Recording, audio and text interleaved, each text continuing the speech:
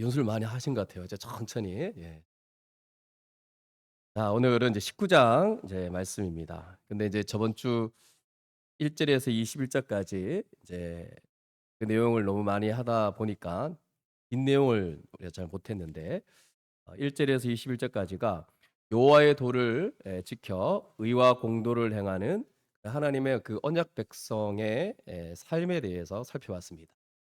특별히 이제 아브라함이 이제 나그네를 한대하고 지극히 대접하는 그런 모습을 통해서 우리는 얼마나 교회적 삶을 살고 있는가에 대해서 함께 좀 나누었습니다. 이번 소그룹 시간에 뭐 많은 얘기들이 있었다 하더라고요. 나는 뭐 특정 자격에 맞는 사람과 교제하고 있질 않는가. 이게 이제 가장 큰 이거는 이제 세리 이방인들 불신자들도 하는 거거든요.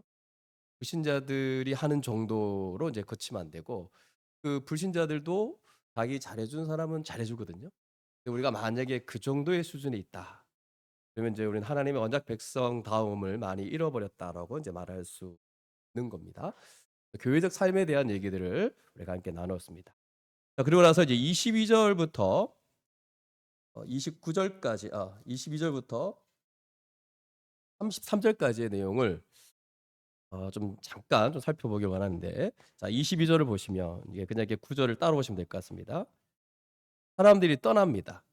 그리고 여호와는 그대로 남아서 아브라함과 이제 대화를 하는 장면인데 23절에 보니까 아브라함이 가까이 나아가 이르되 주께서 의인과 악인을 함께 멸하려 하시나이까. 지금 여러분 앞쪽에서 숨기지 않고 드러내려고 하는 게 뭐냐면 소돔과 고모라를 멸한다 했잖아요. 그렇죠?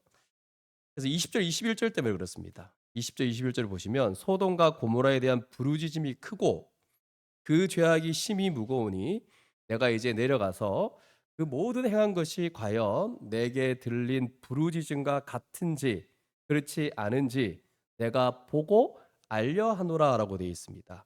이게 하나님이 저 멀리 계셔 가지고 모른다 이 얘기가 아니죠. 그 죄를 죄라고 명확하게 드러내고 심판하시겠다는 의미입니다. 이걸 보고는 아브라함이 이제 '아 소돔과 고모라를 멸하러 가시는구나.'라고 인제 알게 되는 거죠. 그래서 아브라함이 그때부터 하나님께 인제 말을 합니다. 그래서 요 장면은 하나님께 이렇게 말하는 서로 대화하는 장면인데 24 장에서 25 절, 24 절에서 25절 한번 같이 읽어 보겠습니다. 시작. 그 성 중에 의인 50 명이 있을지라도 주께서 그곳에 멸하시고 그 50 의인을 위하여 용서하지 아니하시나이까. 주께서 이같이 하사 의인과 악인을 함께 죽이심은 부당하오며 의인과 악인을 같이 하심도 부당하니이다. 세상을 심판하시는 이가 정의를 향할 것이 아니니까. 이게 뭐예요, 여러분? 공의로우신 하나님, 하나님의 그 뜻에 의거해서 요청하는 겁니다. 근데 이제 이걸 가지고 막 하나님께 따지는 듯이 막 따지는 걸로 오해하시면 안 됩니다. 우리 보통 기도를 뭐 이렇게 해야 된다는 분도 있어요. "하나님 살아계신데 어떻게 나한테 이럴 수 있습니까? 왜 이렇게 하십니까?" 하면서 막 야단치듯이 기도하는 분이 있는데 그러면 하나님께서 위에서 계시다가 번개를 치실 겁니다. 그렇게 기도하면 안 되죠. 여기는 하나님의 그 말씀, 그분의 성품에 의거해서 간절히 호소하는 겁니다. 그럴 때 여호와께서 아브라함이 얘기한 것에 반응하십니다. 26절 보십시오. 여호와께서 이르시되 내가 만일 소돔 성읍 가운데서 의인 50명을 찾으면 그들을 위하여 온 지역을 용서하리라. 예. 근데 여기서 대화가 끝나야 되는데 27절에서 아브라함이 대답하여 이르되 나는 티끌이나 재와 같사오나 감히 죽게 아뢰나이다. 이렇게 얘기합니다. 그래서 지금 그 이후에 이제 아브라함과 하나님과의 그 대화, 이 벌어진 일들을 보면 아브라함 입장에서 대단한 요청입니다, 이게. 요게 하나님을 약 올리는 것 같기도 하면서도 일종의 흥정하는 것과 좀 비슷합니다. 그러니까 아브라함이 지금 자기가 그럴 처지가 아니라는 것을 얘기하죠. "나는 티끌이나 재와 같사오나." 여러분 우리가 티끌 같은 존재, 재와 같은 존재입니다. 어떻게 그 위대한 그 하나님 앞에 뭐 어떻게 나갈 수 있나요? 근데 뒤에 보니까 "감히 주께 아뢰나이다." 아뢰 수 있단 말이죠. 왜? 앞에서 말했듯이 천하 만민이 그를 통해서 아브라함을 통해서 복을 받게 될 거라고 얘기했잖아요. 그래서 이 아브라함을 통해서 복을 받게 하는 그런 위치에 아브라함이 있기 때문에 하나님께 아뢰 수 있다는 거예요. 그래서 자기와 아무 상관도 없는 사람들 기도할 때 하나님이 그 기도를 들으시고 우리의 그 기도에 어떤 결정을 하시는 그 일들이 우리 가운데 허용된다는 겁니다. 이게 하나님의 백성입니다. 자, 그러면 이제 하나님과 아브라함의 대화를 보시면 28절 같이 읽겠습니다. 시작.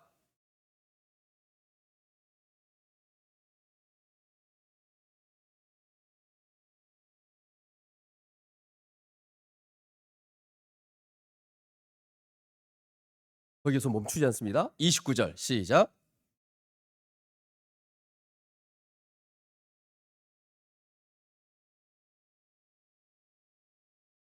거기서 멈추지 않습니다. 30절.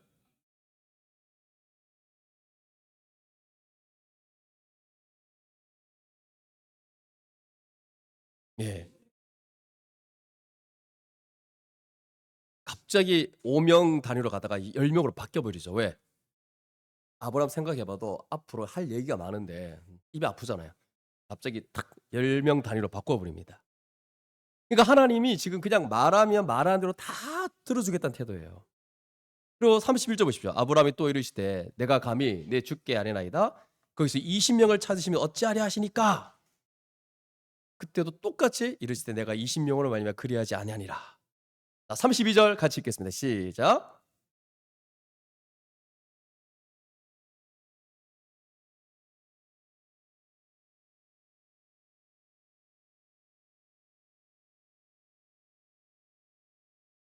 약간 아브라함 입장에서 겁나는 거죠. 그냥 노하지 마옵소서. 계속 얘기하니까. 아브라함이 눈치가 있죠. 그리고 나서 인제 한 번도 "네가 뭔데 감히 나한테 이렇게 흥정하듯이 왜 이렇게 계속 얘기하냐." 이렇게 말하지 않죠. 그러니까 이제 이게 뭘 보여주냐면 하나님이 지금 뭘 하시냐면 아브라함을 통해서 이 땅을 통치하시고 다스려 가시는 자신의 그 사역의 파트너로 삼으신 거예요. 여러분 이게 저번 시간에 제가 끄트머리에 좀 말한 것처럼 이게 교회의 부유한 집입니다. 별로 감동이 없죠, 아무도. 그래서 교회를 통해서 만민이 복을 받게 하더라고요. 아브라함을 통해서 만민이 복을 받게 한 거예요.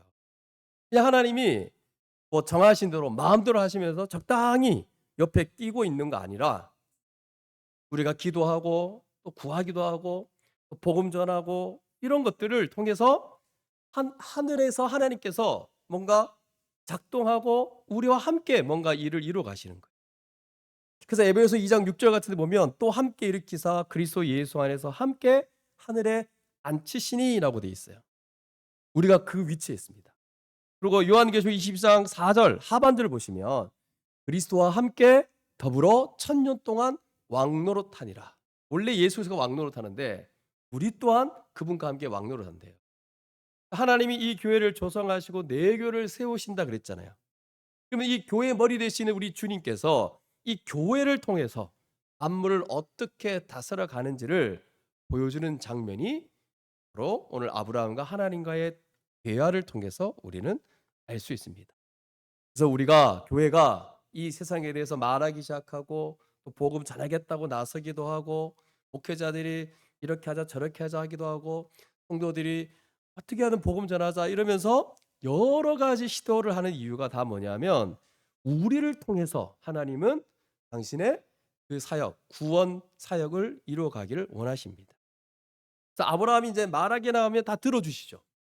그 아브라함은 하나님의 뜻을 명확히 이해합니다. 그 하나님의 뜻은 이미 앞에서 감추지 않고 드러낸다는 게 뭐냐면 소돔과 고모라를 멸망시킨다는 거였어요. 심판마다 마땅하다는 것을 얘기했어요. 아브라함은 아는데 계속 말하면서 긍휼을 구하는 거죠. 심판마다 마땅하지만 우리의 기도를 들으신 그 하나님께 우리가 요청하기 시작할 때 하나님은 그 심판을 지연시키거나 또 때로는 그 기준을 낮추시거나 때로는 새로운 가능성을 열어주시거나 그렇게 하신다는 겁니다. 우리 33절 같이 읽겠습니다. 시작.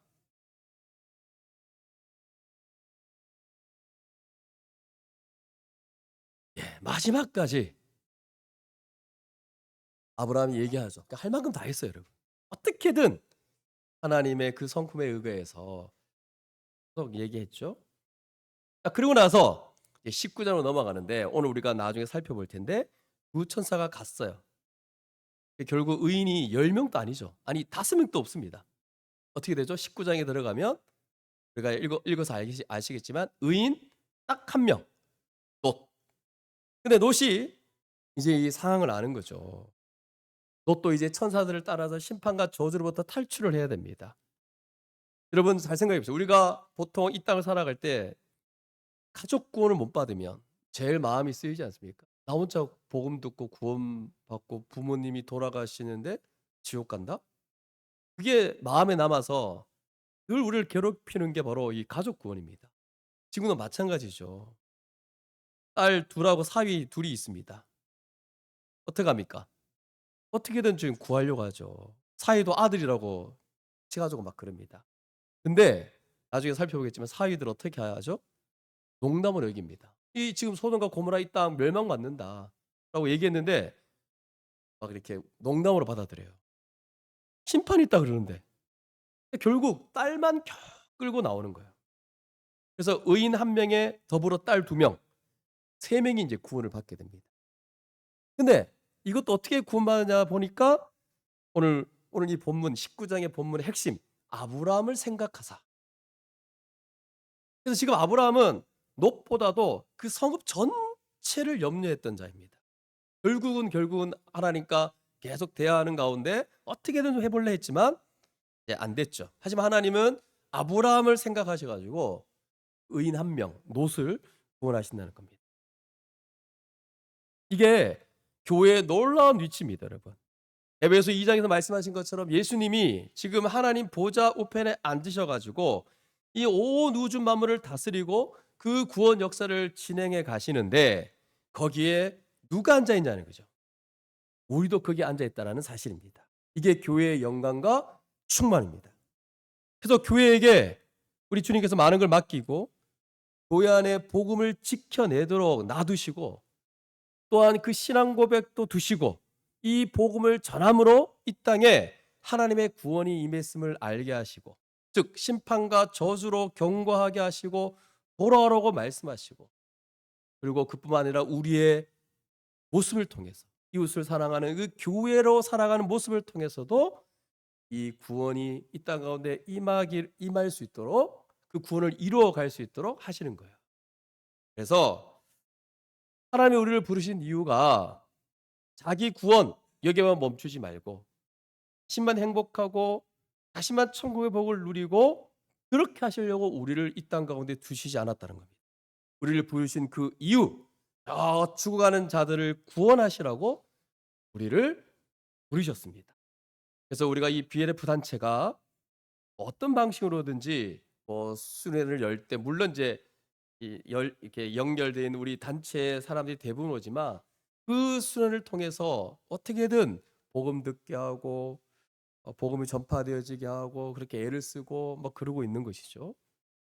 그래서 우리가 대표기도 할 때마다 이 단체에 대해서 기도하는 이유가 그냥 우리만 뭐 행복하고 그런 게 아니라 어떻게든 옆에는 교회에 있는 말씀을 모르는 자가 복음을 알지 못하는 자들을 어떻게든 오게 만들어서 또 우리 개인적으로는 가족과 자기 이웃에게 복음을 전함으로 인해서 저들의 그 멸망을 중단하게 하고 그 멸망으로부터 구원하게 하는 그래서 그들에게 복을 주는 그런 하나님의 이 섭리 가운데 이 모든 일들을 우리 가운데 허락하신 겁니다.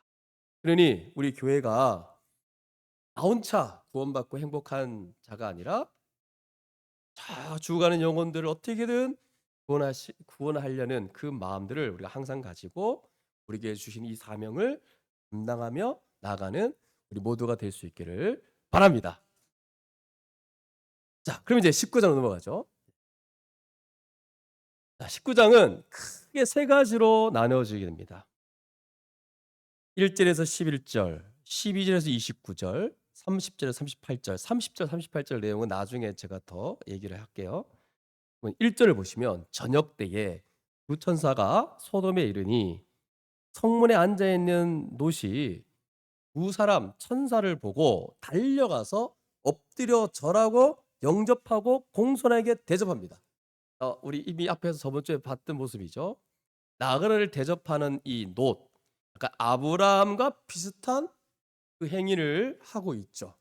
이 말은 의와 공도를 실천하려고 한다는 거죠. 우리 이전에 놋이 이르되 내 주여 주인, 이제 주인이 종으로서 딱 주인을 주인으로 인정하죠. 돌이켜 종의 집으로 들어와 발을 씻고 주무시고 일찍 일어나 갈 길을 가소서라고 간청합니다. 그때 두 천사는 원래 놋의 대접을 거절하고 소돔의 거리에서 밤을 새우려고 했습니다. 왜 그랬을까요? 하나님이 이 두 천사를 보내서 소돔의 죄악을 직접 보고 겪, 겪어서 증인으로 이제 삼는 거죠. 두 명 이상이 이제 정인의 요건이 되니까. 그래서 그걸 보고 심판하려고 했기 때문에 그랬습니다. 근데 놋이 간청하죠. 이 놋의 간청에 두 천사는 놋이 베푼 식사를 하고 놋의 집에서 숙박을 이제 하려고 합니다. 지금 그런 장면입니다. 그런데 엄청난 사건이 일어나죠. 잠이 들려는 그 순간 제가 좀 이렇게 효과를 넣어서 하려고 하는데 이제 막 잠이 들려고 그러는데 그 소돔 지역에 여기서 이제 표현이 있죠. 젊은 사람부터 나이 든 사람까지 모든 사람들이 롯의 집을 포위하게 됩니다. 그러고는 롯을 부르죠. 뭐라고 말합니까? 오늘 밤에 내게 온 사람들이 이끌어낼 것을 막 요구하고 그리고 마지막 이 표현 그들을 상간하겠다. 예. 그러면 상간하겠다. 이미 DBS를 해서 이미 알고 있죠. 이 단어의 의미를. 이 표현을 알고 있죠. 성적 의미가 담겨 있는데 지금 소돔의 사람들이 뭘 하겠다는 거냐면 동성 강간을 하겠다는 뜻입니다. 소돔이 어느 정도 타락했는지를 알 수 있는 그런 지금 표현입니다. 창세기 18장 20절에 이미 소돔과 고모라에 대한 부르짖음이 크고 그 죄악이 심히 무거우니라고 되어 있어요. 이렇게 무겁다는 거죠. 이 말은 뭐냐면 원래 하나님이 정하신 그 소중한 결혼과 그 가정, 이 가정, 언약적 신실함, 상호 헌신 이런 이 가정을 부정하는 것이고 이기적이며 비정상적인 성적인 욕심을 채우려고 하는 겁니다. 그러니까 성 안에 있는 모든 사람들이 이런 악한 행위를 하려고 한 걸 봤을 때 이게 그 소수가 아니라 젊은 사람과 늙은 사람 전부가 다 달려들었어요. 그러니까 이게 뭘 말하냐면 성 안에 있는 모든 사람들의 보편적인 가치이면서도 그런 정상적인 삶, 의와 공도의 기초인 그 가정의 소중함이 완전히 다 무너져 있는 비정상적인 사회라는 것을 우리에게 보여주고 있습니다. 그러니까 이들의 범죄의 심각성은 도시 전체가 집단으로 나그네와 같이 연약한 자를 학대하려고 했다는 거. 뭐 여러분 뉴스 같은 사건들 보면 어떤 시골 마을에 이런 알죠? 그런 소식들 듣잖아요. 진짜 말만 들어도 끔찍합니다. 한 여자를 뭐 수십 명이 막 달려들어서 예, 폭행하는 일도 있잖아요. 지금 이게 이거예요. 어떤 시골 마을에 여기는 더 엄청나죠. 젊은 사람부터 늙은 사람까지 완전히 달려들어서 이 연약한 자를 학대를 했다는 겁니다. 함께 살아갈 사회에서 이 연약한 사람, 뭐 고아나 가부와 나그네 이런 거 불쌍히 여겨서 돌보지 않고 오히려 폭력을 해가고 또 그런 그들의 이기적인 욕심으로 학대했다는 거죠. 그러니까 여러분 의와 공도를 행하는 삶과 정반대로 살았기 때문에 이들이 나중에 가서 알지만 하나님께 심판을 이제 받게 된 겁니다. 자 그런데 6절을 보면 소돔 사람들에 반해서 이제 그럼 롯은 어떠냐 이거죠. 롯은 우리가 이제 알고 있듯이 사람들로부터 나그네를 보호하려고 어떻게 합니까? 문을 뒤로 걸어 잠거는 의인의 모습을 드러내고 있습니다. 분명히 맞죠? 나그네를 한대했죠.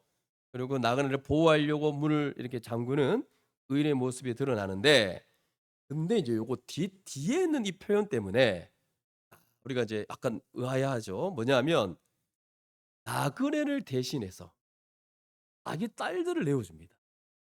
여러분 이게 지금 상식적으로 이해가 됩니까? 자기 딸을 내어주고 마음대로 하라는 거예요. 참 이해할 수 없는 행위죠. 그리고는 나그네는 자기 집에 들어왔기에 아무 일도 저지르지 말라고 합니다. 롯이 소돔에 너무 오래 살아서인지 지금 정상적인 판단을 하지 못하는 것 같아요. 이 가정을 보호해야 할 가장의 의무를 완전히 저버린 거죠. 소돔의 악한 영향을 받아서 롯도 역시나 여호와의 도를 떠난 모습을 갖고 있는 겁니다. 이렇게 소돔 사람들이 이 롯의 이 말에 더 흥분해 가지고 롯마저도 막 해치려고 하죠. 그러면서 롯한테 뭐라고 말합니까? "법관이 되려 한다." 그러면서 막 적대시합니다. 여러분, 그가 성문에 앉아 있었고 법관이라는 말을 들을 정도로 소돔에서 높은 지위에 있었다는 것을 알 수 있습니다. 그러나 그는 그런 위치에 있었음에도 불구하고 의인으로서 소돔에서 좋은 선한 영향력을 끼치지 못한 것 같아요.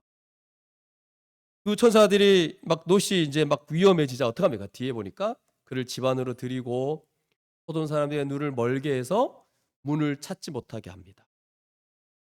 이 소돔 사람들의 이런 모습은 자신들의 죄악으로 심판을 앞두고 멸망을 당할 처지가 되었지만 이들은 전혀 깨닫지 못하고 계속 죄를 저지르는 그들의 어떤 운명, 처지 이런 것들을 보여주고 있는 겁니다. 자, 11절까지 한번 내용을 살펴보면 우리가 이 11절까지 내용을 통해서 뭘 볼 수 있냐? 저는 이거 보면서 우리하고 똑같다. 여기 놋 보세요. 놋. 놋은 천사들을 대접하고 막 그들을 해하려는 소돔 사람들을 막아서고 또 나중에 가서 보면 멸망의 경고를 막 믿거든요. 이런 놋 안에 하나님을 경외하는 어떻게 보면 나그네 대접하려고 하는 어떤 그런 그 어떤 하나님의 언약 백성의 모습이 보입니다. 그러나 또 한편으로는 악한 자들에게 자신의 두 딸을 내어 주겠다는 제안하는 그 모습. 그리고 나중에 보면 알겠지만 여전히 소돔의 재물에 미련을 버리지 못하는 모습도 나타납니다. 즉 이 말은 뭐냐면 세상의 영향을 받고 세상을 사랑하는 모습이라는 거예요. 롯의 이중적 특성을 보여주고 있는 거죠. 근데 여러분, 제가 왜 비슷하다 했냐면 우리도 그렇지 않나요? 우리의 모습도 얼마나 때로는 뭔가 하나님 언약 백성처럼 막 지체를 섬기고 뭐 그렇게 하다가 또 때로는 막 세상에 욕심 가지고 막 거기에 빠져 있는 혼재되어 있는 혼재되어 이 땅을 살아갈 때가 얼마나 많습니까? 밝은 면도 있지만 어두운 면 동시에 우리 안에 있다는 것을 발견하게 됩니다. 이번 주 여러분 한번 돌아보십시오. 어떤 면에서 하나님을 경외하며 또 어떤 면에서 여전히 세상적입니까? 하지만 우리의 이 정체성은 뭐냐면 하나님 아버지 그 거룩하신 그 하나님 아버지를 믿는 자이기 때문에 우리는 그분의 자녀로서 거룩하게 살아가는 것이 마땅하죠. 그래서 여호와의 의와 공도, 즉 이웃을 사랑하는 삶을 분명히 살아가려고 애를 썼을 거예요. 상황이 어렵거나 악한 환경이 있다 할지라도 우리의 존재 자체가 거룩함을 쫓게 되어 있다는 겁니다. 어떤 상황과 환경에서도 항상 거룩한 삶을 위해 애쓰며 살아가는 것, 이게 우리의 정체성이죠. 그래서 한 주간도 저번 주 그런 말씀 들었는데 월 화쯤은 좀 어떻게 그렇게 살려고 했겠죠. 맞죠? 그 말씀 들었는데 어떻게 교회적 삶에 대해서 한 번도 생각하지 못하고 이건 뭐 그건 뭐 네 사정이고 나는 내 사정이 있다. 난 모르겠다. 뭘 하는 그래서 그렇게 살았겠죠. 맞죠? 말씀이 없으시네요. 이든 자신의 것을 내어 주려고 하고 관심을 가지려고 하고 이웃 사랑하려고 살았을 거예요. 근데 이게 한 주간 계속 그런 모습으로 살아가면 얼마나 좋겠습니까? 근데 우리의 현실은 그렇지 않다는 거죠. 성경은 롯을 이렇게 평가합니다. 히브리서에 보면 이렇게 말해요. 무법한 자들의 음란한 행실로 말미암아 고통 당하는 의로운 자. 묘사하고 있습니다.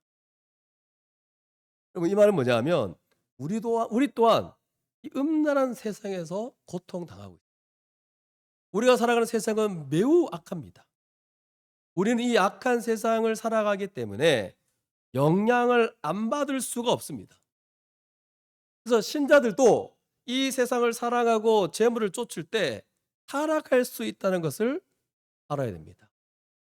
소돔이라는 도시는 멸망받아야 할 세상의 타락성, 그런 악함을 너무나 잘 드러내주고 있습니다.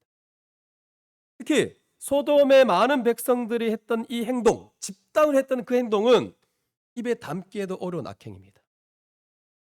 이렇게 세상은 죄와 악이 충만하고요. 오히려 이것을 좋은 것이라고 부추기는 곳임을 우리가 분명히 인식하셔야 됩니다. 세상은 죄를 장려하고 남을 해하고자 혈안이 되어 있습니다. 남을 짓밟고 자기 뭔가 채워야 돼요.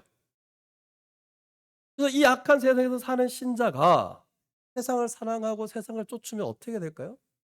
너무 당연한 질문입니다. 상식적인 질문. 당연히 세상에 물들어서 점차 타락하고 죄를 범하는 차례까지 나가겠죠.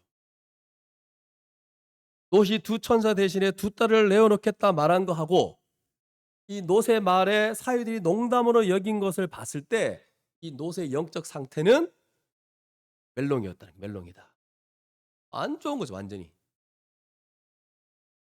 그래서 여러분 안에 이런 세상의 악으로 인해서 오염된 부분이 뭡니까, 여러분? 한번 살펴보세요. 계속 영향을 받고 있는 거.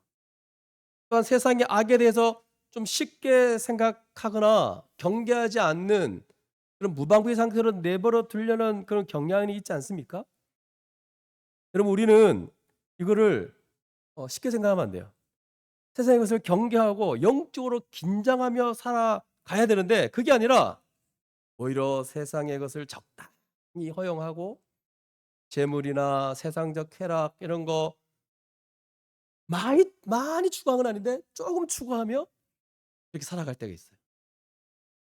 그리고 그 세상의 영향과 결과 그리고 우습게 생각하게 되면 여러분 우리는 서서히 무너지게 돼 있습니다. 타락해서 범죄하고 결국 영적인 건강을 잃어서 오염되고 사탄의 유혹이나 죄된 본성에 막 아주 무력하게 되는 그런 모습을 발견하게 될 겁니다.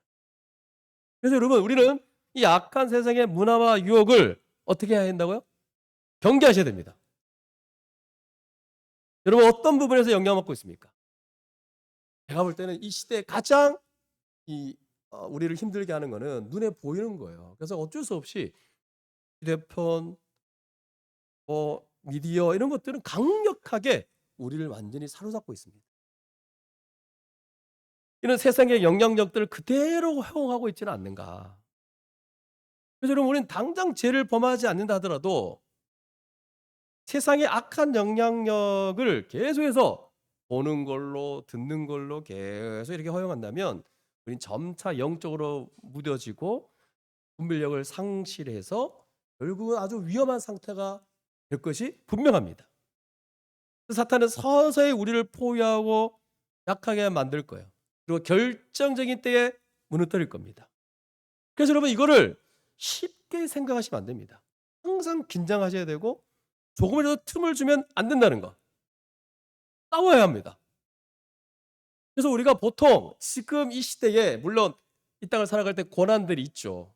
여러 가지 환란도 있고 이거 인정하는데 근데 옛날에 순교당할 때만큼은 아니기 때문에 지금 이 시대의 가장 큰 고난은 이런 세상의 영향력이 우리 안에 들어왔을 때 넘어지는 거. 이게 가장 큰 시험이 아닐까. 그러므로 여러분 분명히 펼쳐야 될 영적 싸움이 뭔지를 봐야 됩니다. 그냥 이렇게 한 발 여기 걸치고 한 발 여기 걸치고 이러면 언젠가 넘어갈 거예요.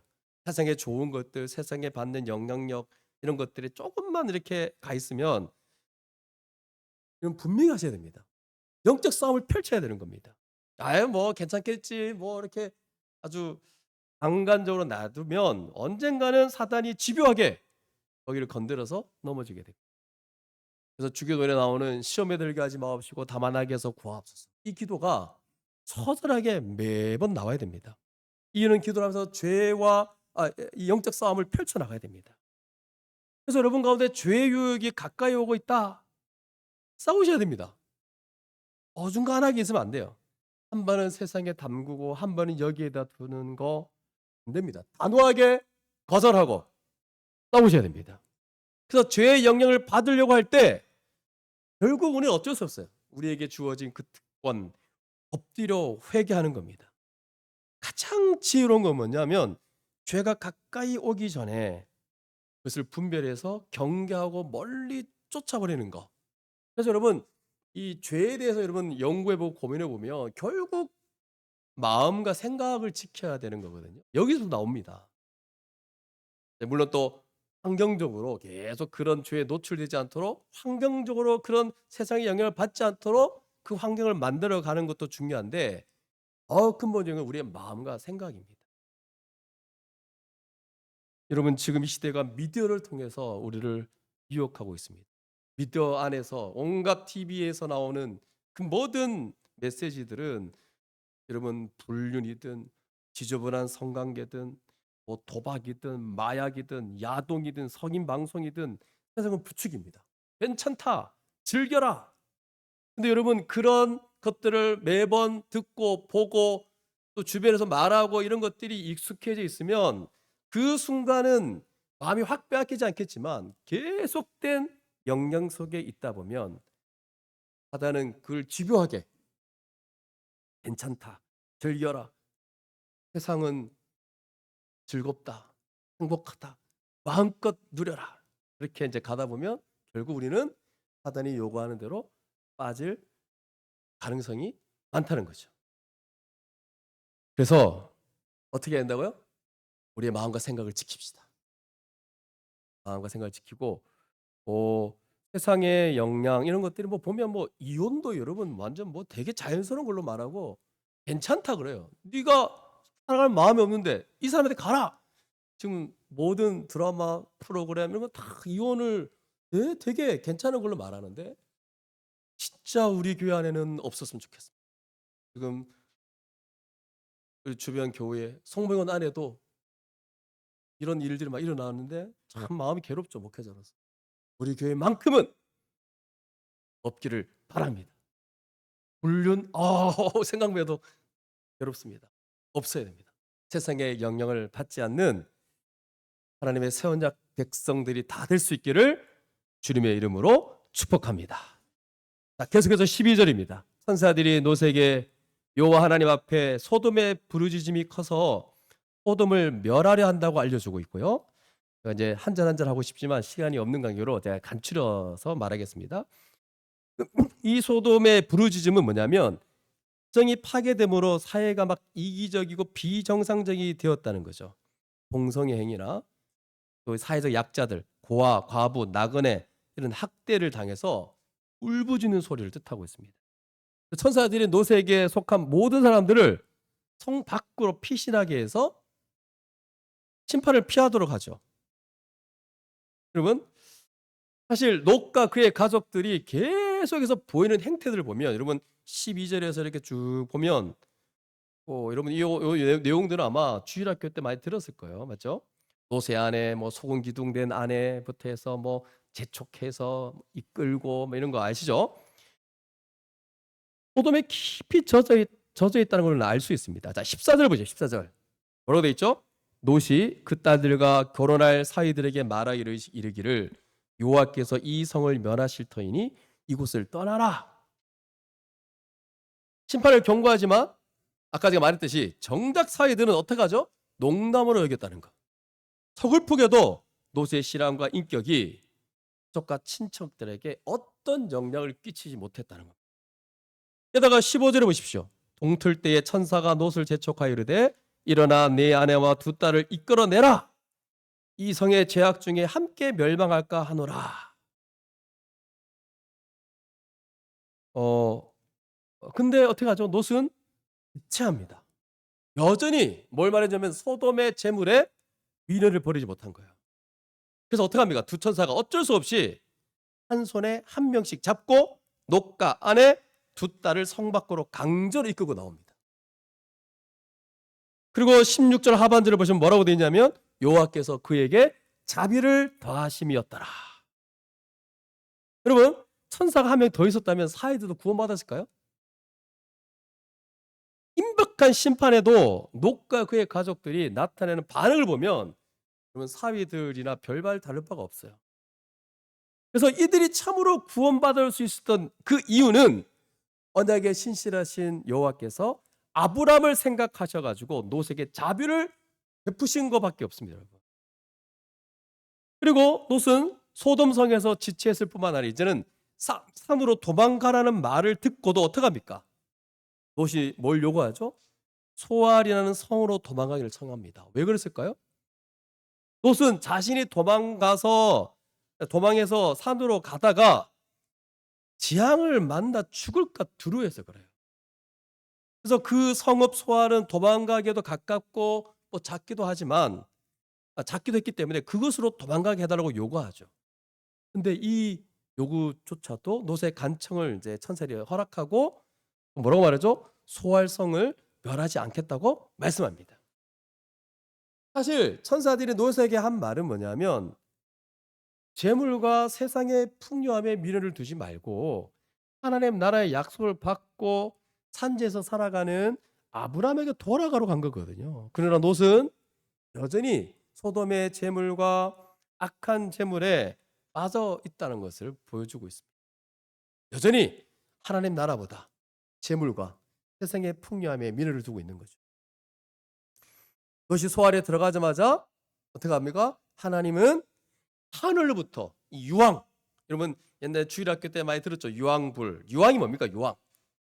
팔레스타인에서 많이 산출되는 광물질이래요. 그 유황과 불이 유황, 불 이건 심판을 상징하는 표현들이에요. 묘사들이에요. 소돔과 고모라에 어떻게 한다고요?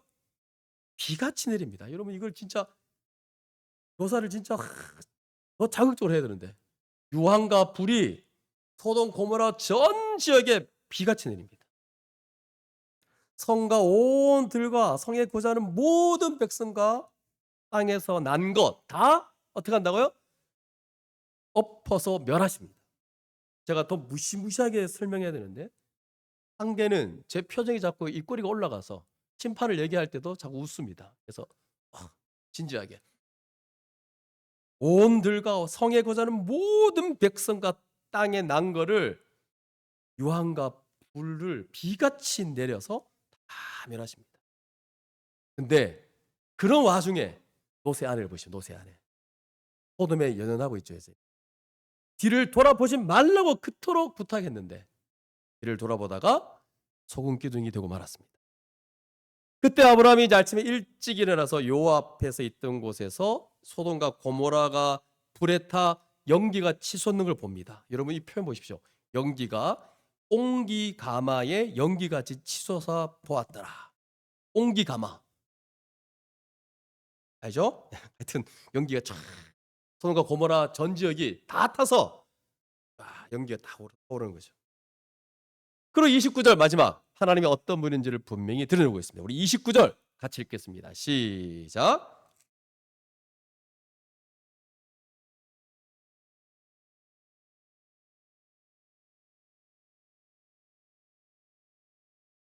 예, 아브라함을 생각하시며 그의 조카 롯을 그 멸하심에서 벗어나게 하셨다.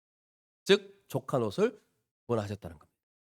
그럼 여러분 이 12절에서 29절까지의 말씀을 통해서 뭘 알 수 있냐면 하나님께서 전적인 은혜로 죄를 구원하시지만 반대로 하나님의 은혜를 거부하는 자에게는 반드시 심판하시는 분임을 잘 설명해 주고 있습니다. 먼저 롯은 보십시오, 여러분. 구원받을 만한 사람이 아니었습니다. 그의 가족들은 말할 것도 없습니다. 그러나 하나님은 큰 자비를 베푸셔 가지고 그들을 구원하시는 걸 알 수 있죠. 이끌었다는 거예요. 여러분 요 표현을 보십시오.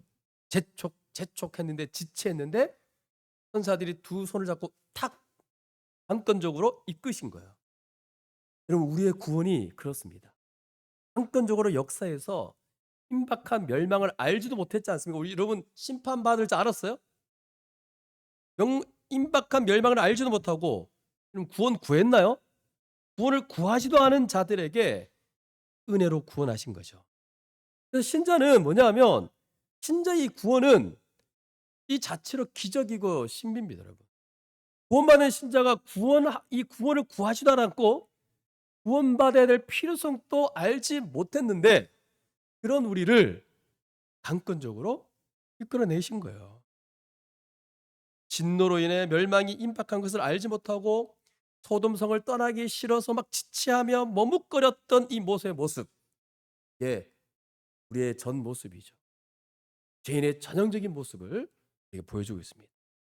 그러나 하나님은 이런 무지하고 어리석은 자들을 사랑하셔가지고 큰 자비를 베푸셨고 우리 가운데 구원을 허락하신 겁니다.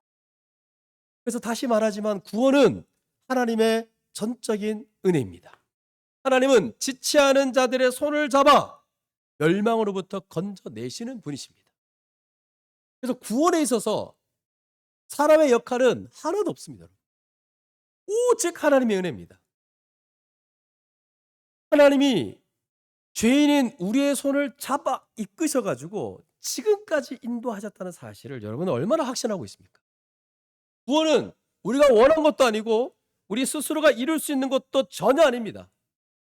전적인 하나님의 은혜예요. 우리는 구원을 기대하지도 않았고 구원하시는 손길을 반가하지도 않았지만 또 우리는 세상을 더 사랑하고 더 좋아하며 하나님 나라를 꺼려했던 자입니다. 그런데 하나님은 이런 우리들을 내버려 두지 않으시고 구원하신 거예요. 그분의 은혜를 거부하는 그 죄인의 손을 잡아 이끌어서 멸망의 성 밖에 두시는 그런 구원을 이루셨습니다. 그러기에 하나님의 은혜는 참으로 놀랍고 너무나 참으로 크고 놀라운 겁니다. 그 은혜에 대해서 날마다 기억할 수 있기를 바랍니다. 그리고 두 번째로 하나님의 구원은 이제 지금 계속 이 사건들을 제가 계속 얘기하고 있습니다. 큰 긍휼과 인내로 행하셨다는 점에서 아주 특별한데 뭐냐면 롯을 보시면 롯은요 구원에 감사하지도 않고 딱 이끌어냈으면 감사해야 되잖아요. 근데 그 감사함도 없고요. 그리고 산으로 도망가라는 말을 들었음에도 불구하고 또 소아라는 성으로 도망가기를 또 요구합니다. 그러니까 구원을 위한 명령에 순종하지도 않아요. 자신의 요구를 이렇게 늘어놓기에 바쁘고 또 지금 벌어지는 일들에 대해서 막 두려워하고만 있어요, 지금.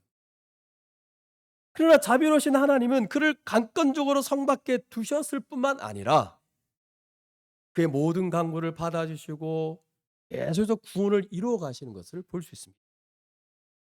우리는 다 롯과 같은 존재예요. 구원의 은혜를 베푸신 하나님의 그 은혜에 감사하지도 않고 인도하시는 그 주님께 기쁜 마음으로 순종하지도 않는, 이렇게 하나님은 순종하지도 않고 신뢰하지 않는 자들을 택하시고 지금도 끝까지 인내와 긍휼을 가지고 인도하셔서 구원을 이루어 가시는 분이세요. 그래서 하나님은 우리의 구원이 완성될 때까지 그 손길을 멈추지 않는 그런 하나님이심을 오늘 이 장면을 통해서 우리는 알 수 있습니다. 우리가 그렇지 않나요? 그렇게 이끌어서 구원받았는데 감사도 별로 없고 또 하나님은 이렇게 하라는데도 뭐 별로 듣지도 않는데 그런 우리들인데 하나님은 끝까지 이끌어서 인도하시는, 그래서 구원을 완성하시는 그런 분임을 우리가 기억할 수 있기를 바랍니다. 자, 근데 오늘 마지막, 근데 그럼에도 불구하고 하나님은 자기보다 세상을 더 사랑하고 여전히 자기보다 세상을 더 사랑하고 그분을 믿지 않는, 그래서 하나님의 은혜를 거부하는 자들, 그 롯의 가족들 중에 있죠. 결국 거부했죠. 또 특별히 그 롯의 아내, 그렇게 뒤돌아보지 말라 했는데 뒤돌아봐가지고 결국은 하나님의 은혜를 거부하는 자들을 반드시 심판하시고 멸하시는 분이심을 우리는 알 수 있습니다.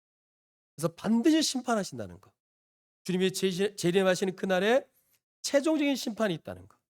그래서 하나님이 이거를 알도록 요한계시록 가서 그거를 분명히 알 수 있는데 그걸 미리 알도록 이런 이 구약 시대의 몇 가지 사건들을 통해서 보여주신 겁니다. 그 심판의 예를 보여주신 거 우리가 이미 봤듯이 6장의 노아의 홍수 완전히 싸그리 다 그냥 끝내버립니다. 뭐 겁나지 않습니까? 여기 소돔과 고모라의 멸망 이런 것들이 대표적인 예입니다. 하나님은 이 악한 자, 하나님의 은혜를 거부하는 자 절대로 용서하지 않고 불의를 참지 않으십니다. 하나님은 거룩하시고 공의로우신 분이세요. 근데 여기에서 소돔성에서 도망치는 그 길에 롯의 아내 보십시오. 뒤를 돌아보다가 결국 소금 기둥이 되었죠.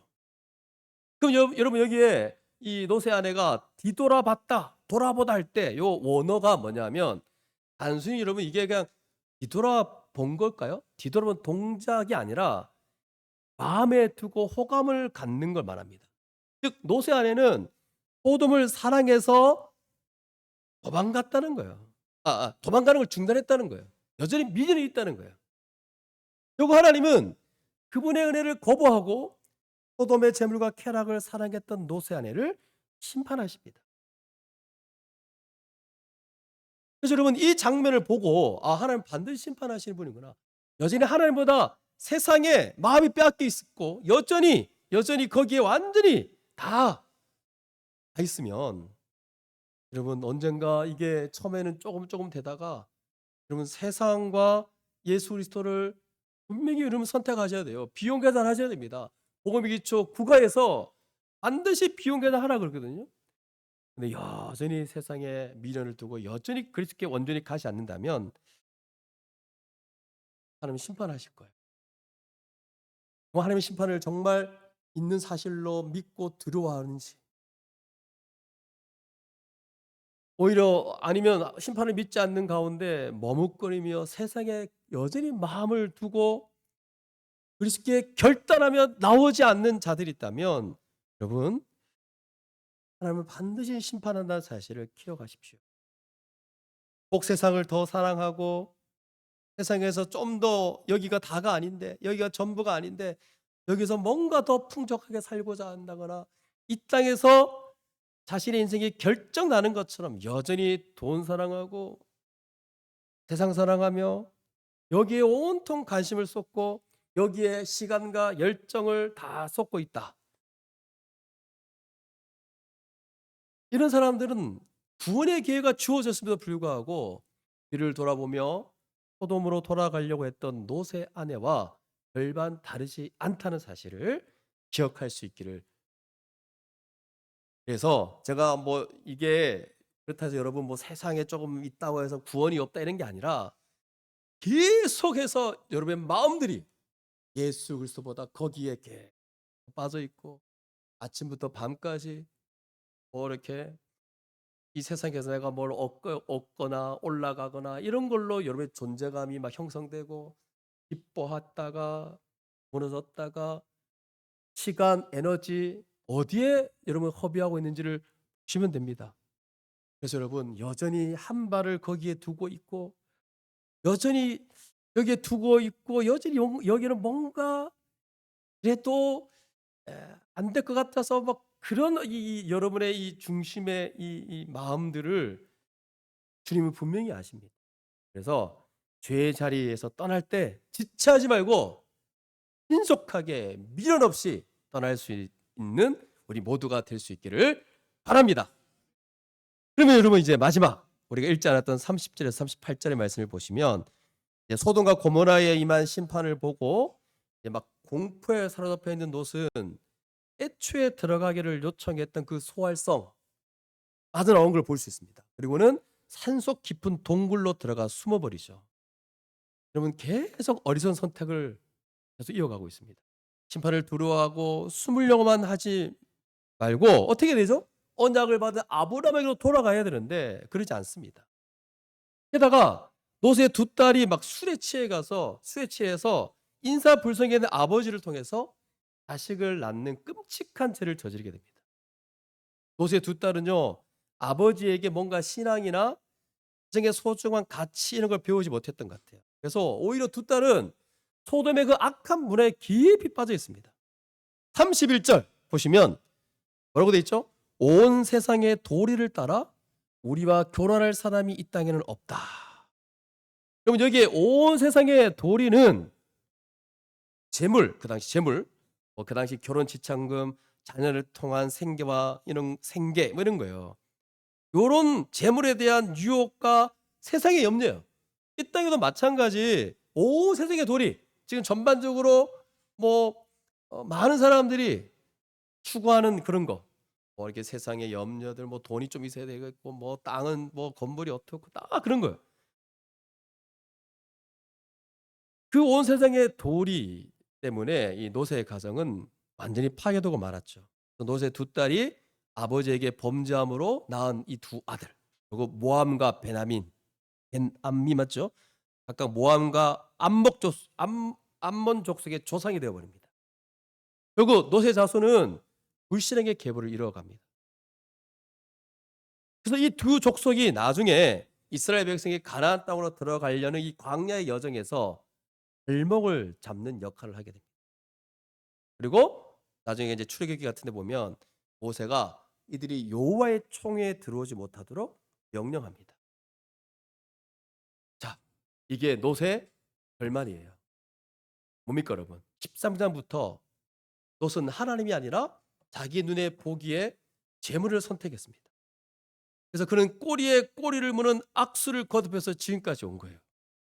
처음 아브라함과 출발선상에 같이 섰어요. 근데 롯과 아브라함의 차이를 보십시오.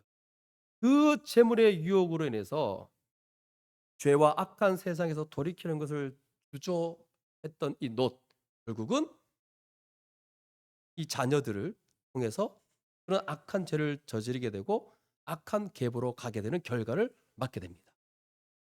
그래서 여러분 지금 이 롯은 우리의 반면교사로서 아주 유명합니다. 물론 이제 의로운 롯이라서 구원은 받았어요. 여러분 이렇게 부끄럽게 구원받고 싶나요? 세상적인 영향은 다 받고 재물에 여전히 미련을 두고 있는 가까스로 부끄럽게 받는 이 구원입니다.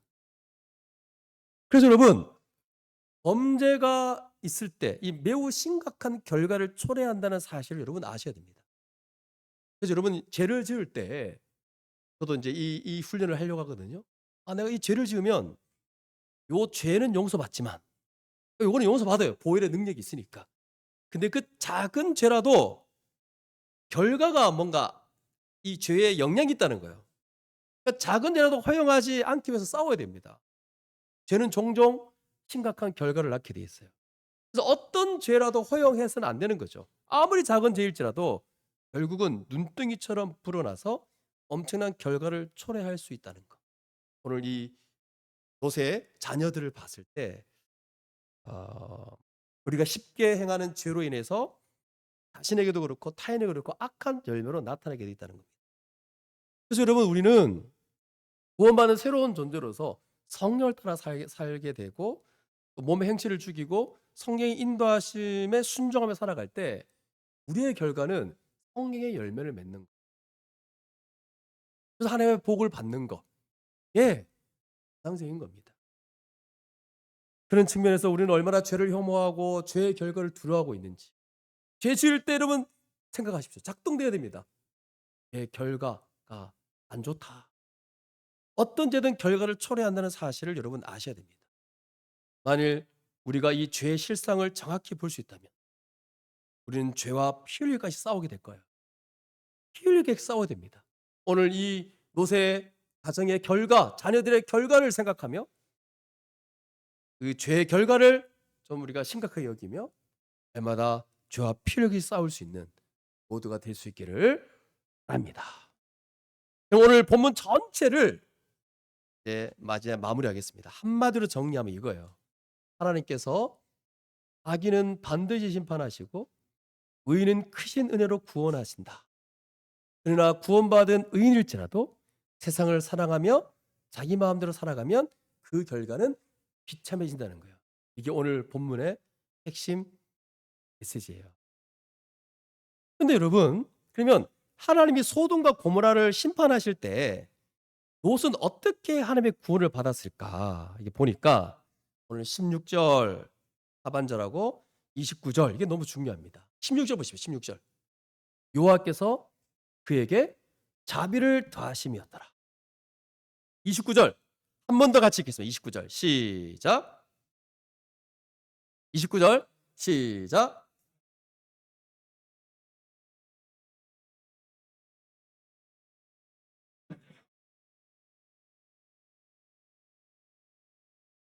예. 요 너무 중요한 우리 핵심 구절이에요. 우리는 녹과 같은 자들로 하나님보다 세상을 더 좋아해서 마음대로 살았던 자들이죠. 소돔 백성처럼 죄를 지었던 자, 그런 우리 같은 자가 이렇게 구원받았어요. 근데 오늘 보니까 하나님이 어떻게 구원받냐 보니까 아브라함을 생각해서 롯을 구원하셨듯이 우리는 어떻습니까? 예수 그리스도의 십자가 은혜로는 구원받은 자들입니다. 우리가 하나님께 인정받을 만한 아무런 의가 없는 죄인들이었는데 멸망의 심판에서 끄집어내셔 가지고 구원받은 거예요. 진짜 스스로 구원에 이를 수 없는 무력한 자들인데 예수 이제 그 십자가 은혜로 말미암아 구원받은 자들입니다, 여러분. 그래서 우리는 죄로 말미암아 하나님의 영원한 진노 아래에 있었습니다. 모든 인류는 스스로의 힘으로는 절대 구원에 이를 수 없는 아주 무력한 죄인. 소돔과 고모라 성에 멸망한 죄인들과 동일합니다. 따라서 여러분, 하나님이 소돔과 고모라 성을 불로 심판하신 것처럼 모든 인류는 여러분 하나님의 영원한 불의 심판을 받기에 마땅한 자들이에요. 여러분 무서워하지 않죠? 모두는 불심판이에요, 불심판. 근데 하나님은 우리가 받아야 할 그 진노를 이 불심판인데 여러분 영원한 지옥불 생각해 보십시오. 그 심판을 그 진노를 예수 그리스도께 다 부으셨습니다. 또한 그분의 십자가에서 죄를 해결한 자들을 의인으로 여겨 주십니다. 바로 화목제물 대신 예수의 그 죽으심은 하나님의 완전한 구원의 은혜입니다. 이렇게 얘기하면 다 아는 얘기 아닙니까? 이렇게 반응하실 분들 한 5분이 보이는데 또 들으셔야 됩니다. 은혜로 불 가운데서 구원받았는데 아니 이게 어떻게 한 번 듣고 그냥 끝나는 메시지가 될 수 있냔 말이죠. 또 듣고 또 들으면서 다시 기쁘게 감사를 외쳐야 되지 않을까요? 감사해야 됩니다. 여러분 영원한 불신앙 가운데 불심판 가운데 있을 때 우리를 꺼집어내신 거예요. 그래서 여러분 이 질문은 너무나 본질적이고 너무나 당연한 것이고 너무나 상식적인 질문. 이런 구원에 대해서 진정으로 감사하고 살고 있습니까? 오늘 예배 드리며 나왔는데 이 구원에 대해서 좀 이렇게 감격은 좀 힘들지만 감이라도 있습니까? 감. 기억으로 와야 되는데 우리는 무엇에 감사하고 무엇을 해서 기뻐하고 한번 생각해 보십시오. 여러분 자꾸 주중에 도파민 같은 것 좀 얻으려고 뭐 어떻게든 좀 하려고 하는데 작은 기쁨은 여러분 짧습니다. 일상에서 작은 유익을 얻을 때 막 기뻐합니다. 저도 작은 유익을 얻을 때 기뻐요. 포지에 그 스티커 이렇게 막 10개 될 때 우와 한 잔 더 먹을 수 있다 막 이건 정말 작은 유익입니다. 언제 기뻐합니까? 근데 정작 자신에게 일어난 가장 큰 기적 그 기적을 잘 몰라요. 그걸 기뻐하지 않습니다. 그 기적이 뭔지 아세요? 소돔 성처럼 멸망할 수밖에 없던 우리가 하나님의 그 놀라운 은혜로 그 큰 자비로 구원받았다는 것. 예수의 그 십자가 대속적 죽음으로 그 죄로부터 완전히 해방됐다는 것. 이 모든 게 하나님의 은혜예요. 이걸 알고 기뻐하고 감사하고 찬양하는 거. 찬양이 찬양 시간이 왜 있죠? 찬양 시간이 왜 있죠? 내가 한번 진짜 본질적으로 묻거든요. 찬양 시간이 왜 있죠? 이들이 왜 아침 일찍 와서 연습하고 기도하고 굳이 그럴 필요 없는데 왜 찬양 시간이 왜 있을까요? 나에게 허락하신 구원을 상기하면서 찬양하는 거예요. 한마디로 감탄. 오, 나 같은 자를 끄집어내셨고 지금도 구원을 이뤄 가시는구나 이런 거거든요. 그러니까 예수 그리스도의 대속으로 말미암은 우리를 흔들 수 없는 그 뿌리가 깊이 박혀 있는 자들이라는 겁니다. 근데 여러분 이 복되고도 놀라운 은혜를 좀 좀 너무 가볍게 여기는 것 같고 또 상투적으로 좀 생각하려는 경향이 많은데 이 엄청난 영원한 불심판에서 하나님 예수 그리스도의 모든 진노를 다 부으시고 우리를 구원하셨다는 이 엄청난 사실 앞에 여러분 이 감격했으면 좋겠어요. 찬양했으면 좋겠어요. 예수의 십자가로 말미암아 하나님의 의를 소유한 거잖아요. 이게 엄청난 건데 이걸 진실로 감사하고 신앙생활 하셔야 됩니다. 오늘 이 본문을 통해서 또 한 번 하나님의 의가 뭐냐? 예수의 그 십자가, 대속적 죽음을 통하여 야, 우리가 받을 진노 끝났구나. 그래서 벗어났구나. 그래서 여러분 이 은혜를 안다면 제가 앞에서 말했듯이 강권적으로 꺼집어낸 거, 지금도 불순종 가운데 있지만 여전히 이뤄가는 거, 이거 다 십자가에서 이루셨고 지금도 이뤄가고 있는 것인데 이 은혜를 안다면 진실로 감사하는 마음이 생기게 돼 있다는 거죠. 그럼 여러분 이 감사는 여러 가지로 표현될 수 있습니다. 여러분 이 엄청난 걸 안다면 하나님을 많이 찾게 돼 있고요. 주님 곁에 가까이 가고 싶어 하고요. 하나님을 더 사랑하고 싶어 하게 될 겁니다. 이 감사는 꼭 우리가 뭐 감사 이게 아니라 이런 식으로 표현될 수 있다는 거죠. 뭐 물론 내게 있는 거를 좋은 것들을 드리는 것으로 표현되겠지만 더 본질적인 거 하나님께 더 가까이 있고 싶고 더 사랑하고 싶고 더 많이 얘기하고 싶은 거 이런 걸로 표현될 수 있다는 겁니다. 근데 제가 볼 때 저도 그렇지만 우리 교회 성도들은 이게 너무 부족합니다. 은혜를 뭐 많이 아는 것 같고 은혜를 많이 받는 것 같기도 하고 많이 깨닫는 것 같기도 하고 많이 듣는 것 같으면서도 왜? 많이 배웠거든요. 뭐 복음의 기초든 뭐 막 배우겠는데 좀 제발 반응을 보여라 반응을. 그렇게 알았다면 좀 감사 찬양 예배 때라도 좀 이 복음의 엄청난 신비를 알았다면 그게 나와야 되는데 하나님 같이 있고 싶고 막 늘 막 그걸 기도로 표현할 수도 있고 막 그래야 되는데 우리 교회가 언젠가부터 손을 들지도 않습니다. 손을 들면 다 보였거든요. 그럼 이제 옆에서 되게 뭐 있는 척하네 또 이런 또 생각이 확 나오거든요. 왜 이게 안 되죠? 이 감탄이 있으면 나와야 되는데 손도 안 들죠. 이게 눈치 보고 멀뚱멀뚱 맨날 멀뚱멀뚱 이 복음이 주는 그 엄청난 감격을 눌러버립니다. 아니 눌러버릴까요? 없을 거야 아마. 그래서 아니 더 많이 나오고 싶어야 되는 거 아니에요? 아니 불심판에서 우리를 건져내셨는데 하나님께 더 많이 나와서 감사를 기도로 표현하는 건 너무너무나 당연한 참된 신자의 반응입니다. 왜 이렇게 감사의 표현이 안 되냐는 거죠. 하나님 앞에 기도함으로 감사가 표현돼야 되는데 왜 이게 안 되냐? 하나님 앞에 나와서 어린아이처럼 칭얼대기도 하고 뭐 하나님 앞에 나와서 감사의 표현도 하고 이게 진정한 불심판에서 벗어난 자들의 마땅한 표현이 아닐까. 이 얘기하는 이유는 기도 훈련이 이제 다음 주부터 있습니다. 개인별로 이제 뭐 같이 어떻게든 할 텐데 좀 표현합시다. 기도함으로. 그 영원한 진노와 불심판에서 벗어난 자들에게 있는 그 감사는 기도로 표현할 수밖에 없어요. 여러분 기도가 뭐부터 나야 됩니까? 영원한 심판에서 우리를 강권적으로 건져내신 그 하나님의 그 은혜에 감사함으로 기도는 시작됩니다. 우리 모두가 그런 모습으로 살아갈 수 있기를 바랍니다.